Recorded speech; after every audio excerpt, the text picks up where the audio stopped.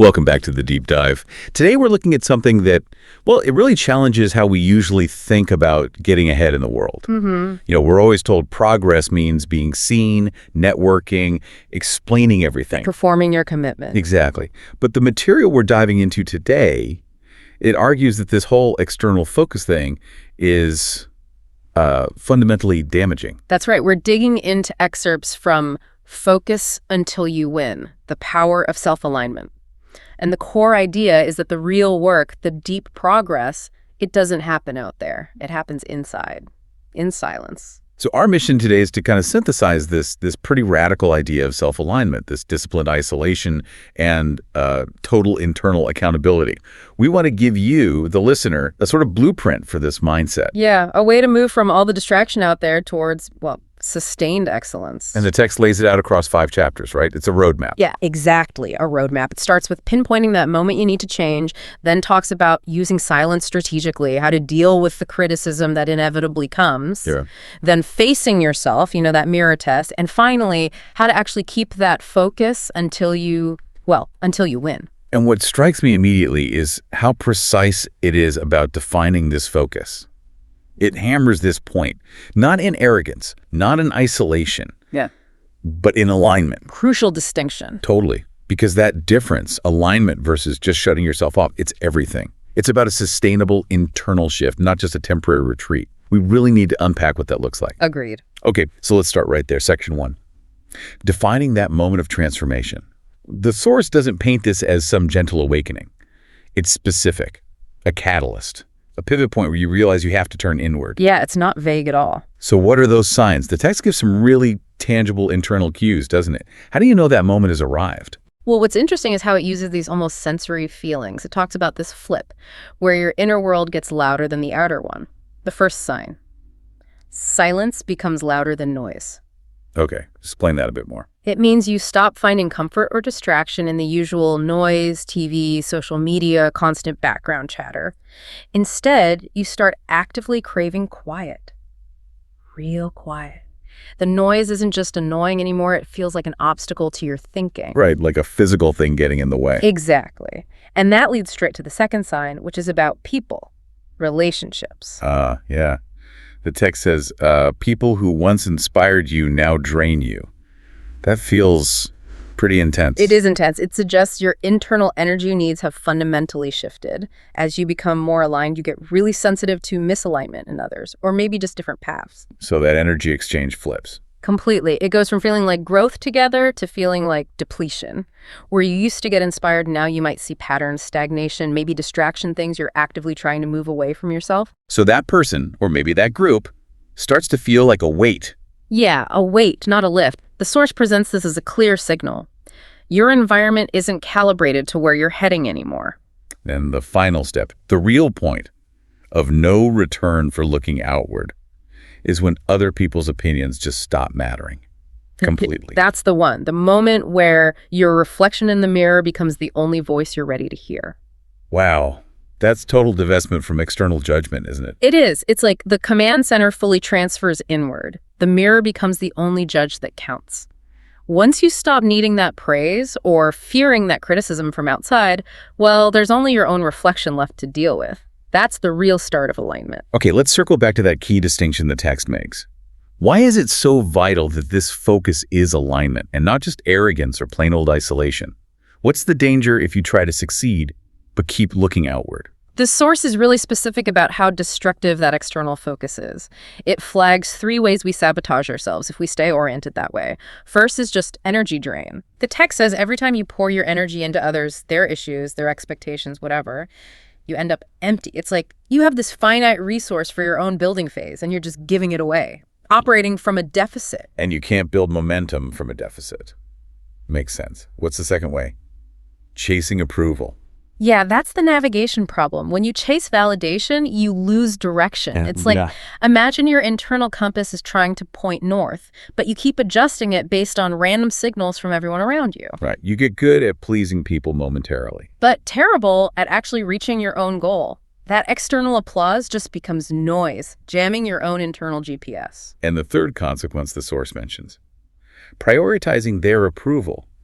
actually silences your own purpose. Hmm. That sounds like the most damaging one, a kind of quiet self-betrayal. It really is. You're basically swapping out your own destiny for someone else's expectation. The text insists your purpose needs quiet space to even figure itself out, let alone pursue it. If that space is constantly filled with performing for others, proving yourself, explaining, your real mission never gets a word in. So if alignment is the goal, what do you cut out? Immediately. The text has that short, sharp list of things to just stop doing. Yeah, it targets exactly how we seek that external input today. The things to abandon are scrolling, comparing, explaining, proving. It's basically calling for an immediate halt to the performance of life, especially online. Let's pause on explaining. The source treats it like a major energy leak. Why is feeling the need to explain your path so bad for growth, according to this? Because explanation is seen as trying to get validation too early, before the results are in. You're taking energy away from doing the work and putting it into talking about the work, often to people who haven't gone through it themselves. And maybe don't even get it. Right. Plus, if you feel a constant need to explain, it suggests you don't fully trust your own process yet. True alignment doesn't feel the need to justify itself constantly. Which makes that next line hit harder. Now it's time to rebuild. Quietly, relentlessly. The quiet protects the process. And the relentlessness provides the engine. Exactly. Rebuilding without commentary, without performance, just focused on those internal metrics. Precisely. Okay, moving into section 2 then, the actual strategy. Silence and isolation. The text makes these bold claims like winners are built in silence and growth happens in rooms nobody sees. Why is the unseen part so crucial? What do you gain by taking away the audience? Well, the main gain is purity of motivation. The source argues that real transformation needs just discipline and direction, not spectators. Right. The second you have an audience, the work can subtly shift. It becomes partly about appearing to work hard, not just working hard. If you're genuinely building in silence, you can't perform. You just have to produce. That pure intention lets the discipline really take hold and keeps the direction true. So isolation isn't punishment here, it's tactical. The source reframes it completely. You're not missing out when you isolate, you're tuning in. Exactly. It's flipping the script on FOMO, the fear of missing out. The world constantly pushes breadth, know a little about everything, be everywhere. This philosophy says no, reject that. Isolate to tune into your core purpose. Give it the deep, undivided attention it needs for mastery, not just surface engagement. And that depth allows you to connect those daily disciplines, the grind, to internal rewards, big ones, not waiting for external praise. The text gives 3 great examples. Yeah, they directly link the action to the feeling, the internal value. First one, waking up early to work on yourself, that's hard. But the text defines it as self-respect. Okay, not just productivity. No, it's an act of honoring your future self. Putting their needs above your immediate comfort, that feeling is the reward. Self-respect. And if getting started is self-respect, then actually doing the work leads to peace. The source defines finishing the day with real progress as peace. Yeah, peace. Not necessarily like wild happiness, but that quiet inner satisfaction. It's the feeling you get when your actions actually lined up with your goals for the day. The internal noise quiets down. Right. The guilt, the anxiety about procrastinating it fades. Because you were internally congruent, you did what you set out to do. That's peace. And the third example tackles the social side. Choosing growth over gossip is defined as leveling up. So detaching from trivial stuff isn't a loss. It's presented as a promotion. Exactly. It reframes it entirely. Every time you say no to something low value or draining, it's not a sacrifice, it's an elevation. You're moving up in your own internal hierarchy. This whole strategy constantly reinforces the commitment with positive internal feedback, replacing the need for external pats on the back. But this is where it gets tricky, right? This kind of intentional withdrawal is bound to cause friction. Chapter 3 talks about navigating that external misunderstanding. How does the text prepare you for the backlash? It prepares you by telling you exactly what to expect. It literally says, they'll say you've changed. They'll say you're distant. They'll say you're acting different. It anticipates those specific criticisms. And then, crucially, it reframes them. It basically says, good, which feels counterintuitive. Yeah. Why is that resistance a good sign? Because change creates waves. Stasis, staying the same, that's comfortable for everyone around you too. If you hadn't changed, you'd still be in the same orbits doing the same things. So the fact that people are noticing a difference, even negatively, it's proof You're actually moving. Proof of velocity. Exactly. The source puts it bluntly. Growth demands distance. Progress requires focus. You are distancing yourself from old habits, maybe old versions of yourself, maybe people tied to that. Their confusion is just a signpost marking your progress. Which ties right into the power of saying no. If focus is key, then every no to a distraction isn't just defensive, it's an active step towards something. It's the ultimate boundary. Saying no to the wrong things means saying yes to your destiny, as the text puts it. Every time you reject something pulling you off course, you're actively building the future you want. It shifts no from feeling like deprivation or guilt to feeling like empowerment. So the core message here for someone doing this is, Yeah, let go of needing people to understand or approve of how you're doing it. completely. It's freedom through self-determination. Let them misunderstand you. You're not here to explain. You're here to evolve. That energy you save by not explaining, that's the fuel for the evolution. The minute you start justifying, you're leaking energy again. Okay, that intense focus inward on your own measurements leads us straight to section 3, the mirror test, internal accountability. If the world doesn't get it, the only reliable truth source left is yourself. Absolutely. Chapter 4 feels like the heart of the philosophy. It demands you face this mirror test with brutal honesty. It's designed to cut through all our usual self-deception. And it gives 3 very specific, sharp questions to ask. The first one looks ahead. Who am I becoming? Yeah, this forces you beyond just today's wins or losses. It's about the trajectory. Who are your current habits building you into, day by day, week by week? If you look in the mirror and don't like the direction that person is heading, you have to change course. Now, it assesses the process, not just the current state. Okay, the second question is about the system. Am I proud of my habits? This drills down from aspiration to execution. Because intention is cheap, right? This question demands you look at the actual machinery of your daily life.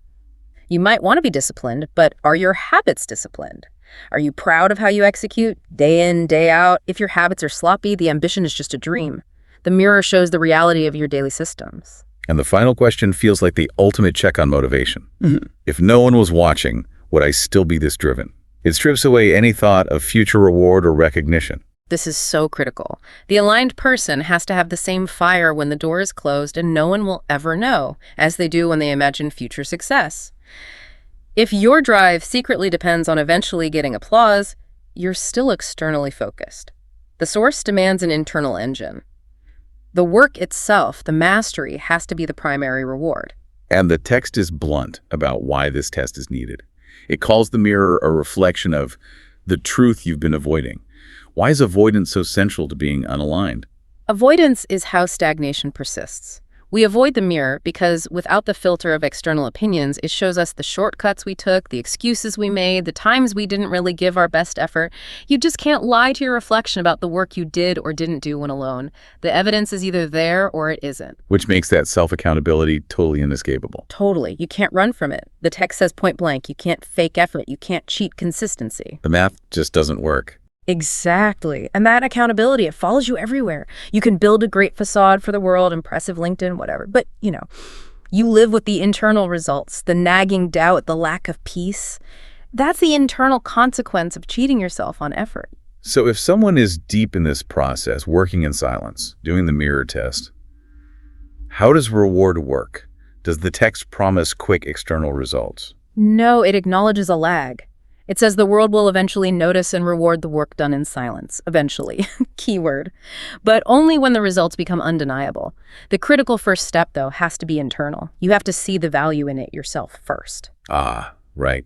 If you don't value the process, the discipline, the sacrifice internally, Yeah. then when external success does come, it might feel hollow.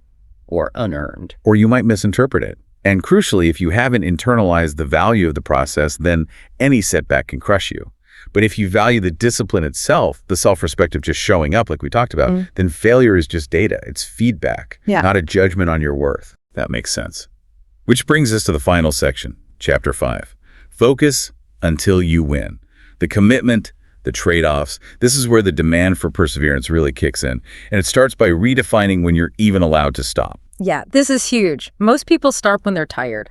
Obvious stopping point, right? But the text gives this new rule, and it's demanding, don't stop when you're tired, stop when you're proud. Wow.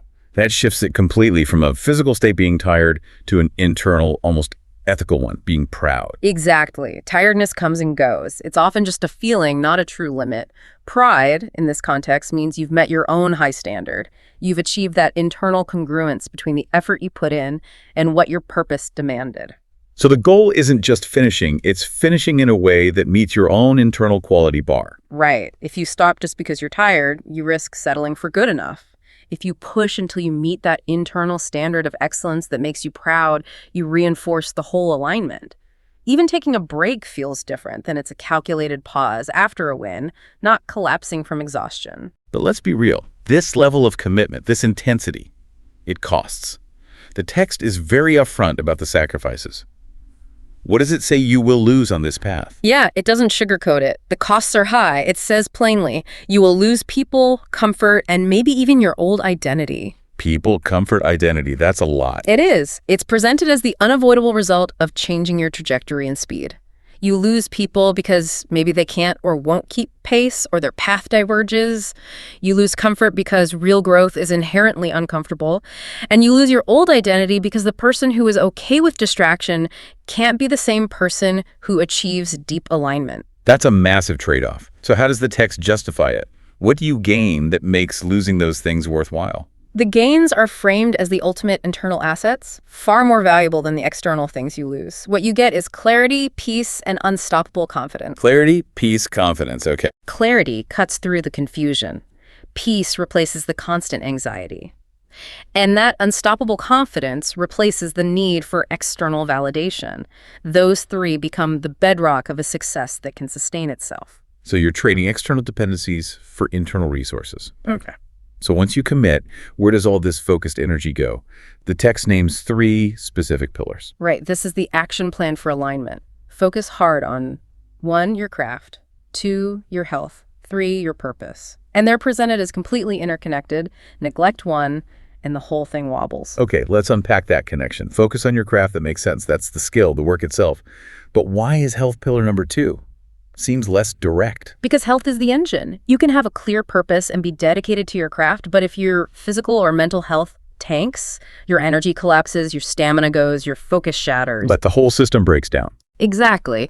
The source sees radical discipline requiring radical self-care, in a way. You need the physical and mental endurance to execute the plan consistently over the long haul. Ignoring health basically guarantees you'll stop before you're proud. And the third pillar, focus on your purpose. Keeps the whole thing anchored, pointed in the right direction. Yes, purpose is the why. It ensures all that craft honing and health maintaining energy is aimed correctly according to your internal compass, not just drifting or chasing random goals. Yeah, purpose is the why, craft is the how, health is the stamina. Perfect summary. And when you concentrate your energy just on those 3, the text promises this multiplied return. Ah, the energy investment idea. It says every ounce of energy you give to your own evolution comes back multiplied. Yeah, unlike fighting for attention or resources externally, which can feel zero-sum, investing in your internal growth, your skills, your health, your clarity, it compounds. Better craft sharpens purpose. Clearer purpose motivates health choices. Better health gives more energy for the craft. It creates this upward spiral. The returns multiply. So we've covered the intense commitment to get there. But what about after? What happens when you actually win? According to this philosophy, you can't just stop. No, definitely not. There's a post-win mandate to make sure the alignment sticks and doesn't curdle into arrogance or just coasting.